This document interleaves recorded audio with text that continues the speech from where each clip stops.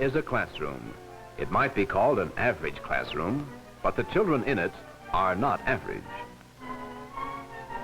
For instance, meet Annabelle, who is in the buttons and bows stage of girlhood. For Annabelle, everything has a frilly decoration. William is a fine boy, but things are so confusing right now. Some people would call Clarence incorrigible, but he's simply a rebel. Sometimes school is so ridiculous to him.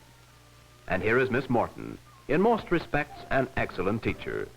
But when it comes to art, she feels completely lost. She wonders, what shall I have them do? And how can I keep them busy?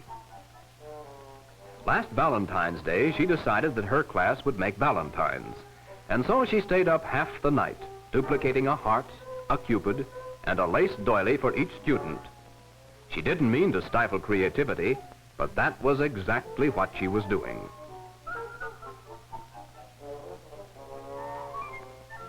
Her instructions were very confusing and dictatorial, particularly to William. Stay within the lines. Color the heart red. Color the cupid pink. And put the whole thing in the center of the doily. All of these rules and regulations made some people happy and some indifferent.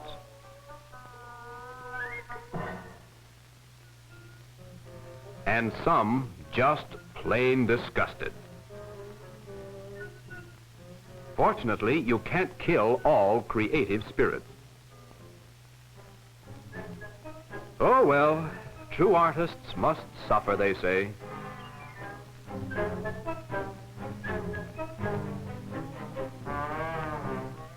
Here are the finished products, results of the teacher's directing methods. But did anyone actually express his own ideas or creativeness? Unfortunately, only one person. So remember, teacher, with any art project, you see with the eyes of an adult, not those of a child. Your concept of a cow is very different from the concepts of your pupils.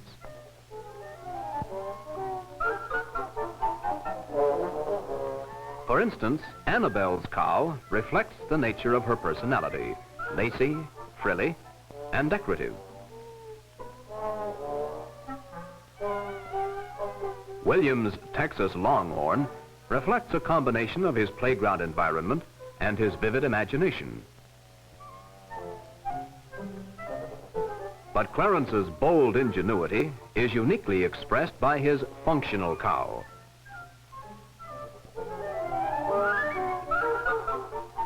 Here are 4 suggested steps to guide you in teaching art: motivation, orientation, creation, and the finished product.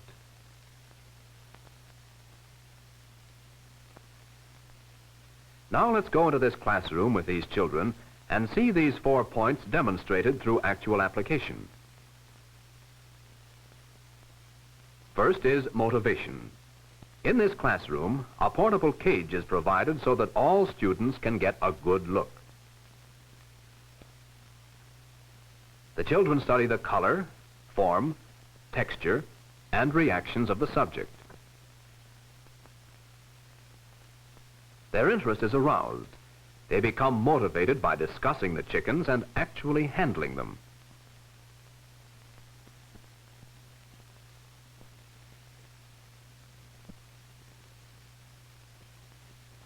The next step is orientation, the planning stage. The children and the teacher decide on the media to use, where, and how to use them.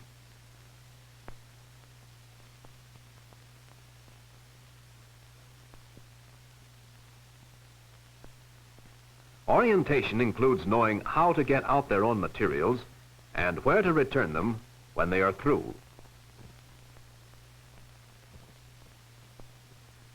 The children have picked their subjects and chosen their media. This is the process of orientation.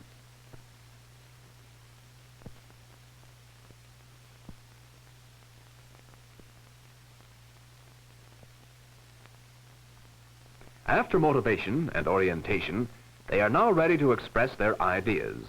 The third step is creation.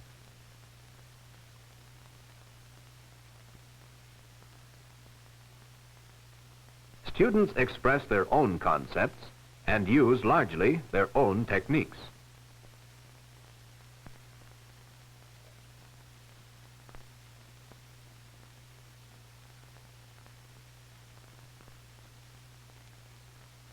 Full, free movements and the use of bold colors are desirable.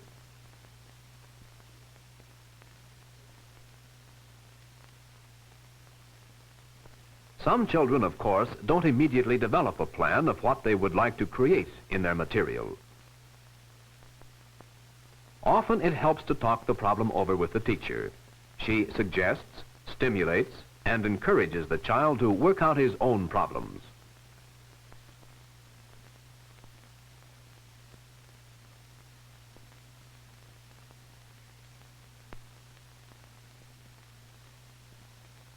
An idea is born, and the creative process begins.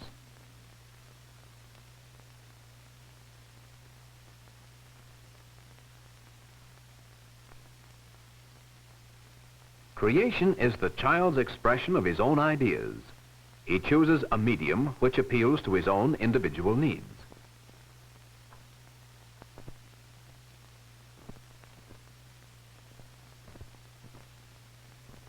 Characteristics of materials are discovered by exploration.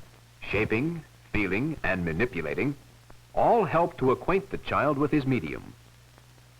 A variety of media stimulates imagination. Clay, tempera, and finger paint are only a few of the many art media available to the child.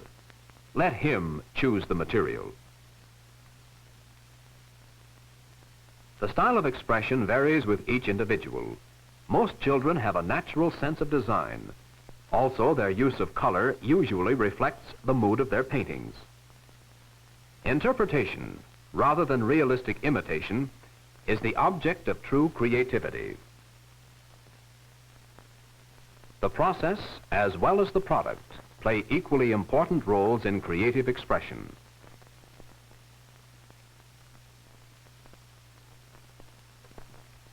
Here is the last step, the actual finished product.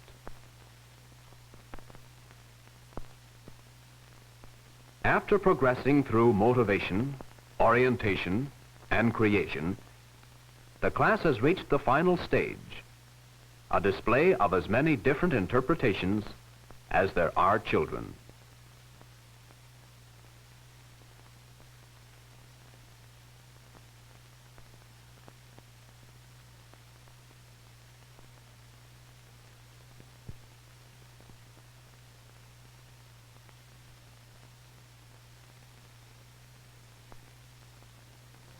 In summing up the steps we have just seen demonstrated, we found that to stimulate a child's creative outlets, the child must be motivated.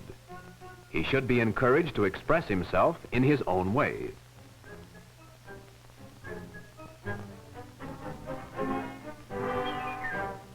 The orientation or planning stage involves the selection of materials and demonstrations of techniques by the teacher when needed.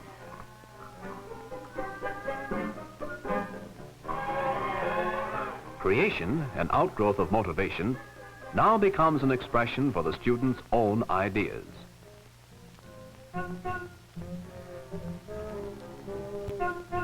And this is their finished display.